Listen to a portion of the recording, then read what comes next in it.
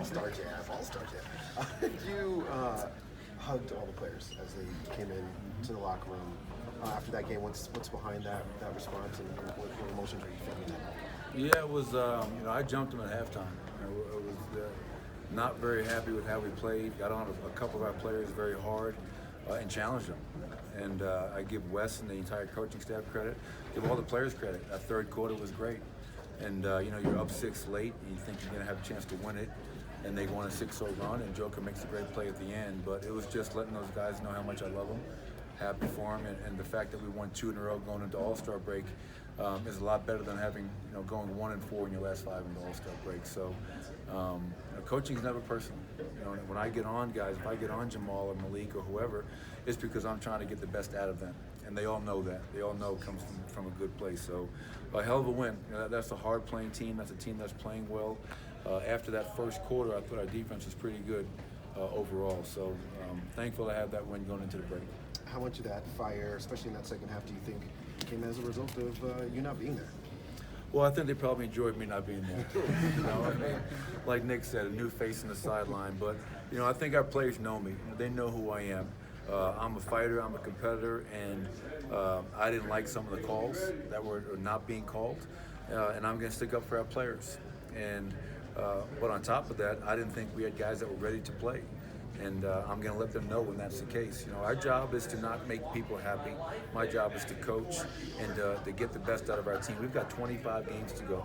It is going to be a very difficult challenge to continue to play and play at a high level. And we need everybody to step up and be ready to play. We'll have a full roster coming out of the break. And I told our guys, I don't know anything. All right, what I owe is to win games. And that's what we all owe to each other. And it's going to be tough challenges about who we play, when we play that guy, but we'll figure that out. On a side note, I was so happy for Isaiah Thomas. I know there was so much build-up about his comeback, 11 months off. The guy's been through much on the court, off the court, and for him to get the reception he got from our fans tonight was great, so I thank our fans for that. And to see when he made that 3 in the second half and the reaction from the bench and the crowd, so happy to have Isaiah back in a game and helping us win a game. One player that did show up today, seemingly start to finish, was Paul Millsap. Yeah, he was. Just talk about his game. Yeah, I thought Paul was phenomenal. I mean, and I agree with that. I think from the beginning to the end, took Mace out of the starting lineup, not because he had done anything wrong. Mason's been playing great, but, Paul went out there tonight and he has 25 and 13 and was everywhere. Scored in the post, got big rebounds, and played some really good defensive possessions as well. So this was one of, I think, Paul's better games of the season, and it's great to see him, have that going into the break, and we can expect more of that coming out of the break. I'm sure you wish you were out there, but you watched that fourth quarter with Malik. I went in there and hugged him when he came in. I was in there with our tourists, and I'm not a fun guy to watch a game with. Yeah, I live and die every dribble. Oh, turnover. We okay in the back? Yeah, we're good. All right. Don't worry. Man down. I'd much rather be out there, but it's emotional. But, Thomas Welsh was in the back. We had Malik Beasley back there, the front office, and myself living and dying with every dribble.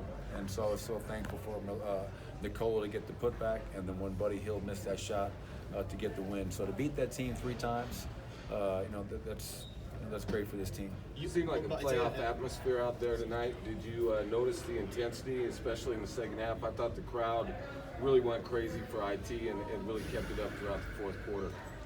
Yeah, I think a lot of our games have had that kind of playoff atmosphere, playoff feel. This was one of the few home games that's gone down to the wire, and which is good for us. We need that.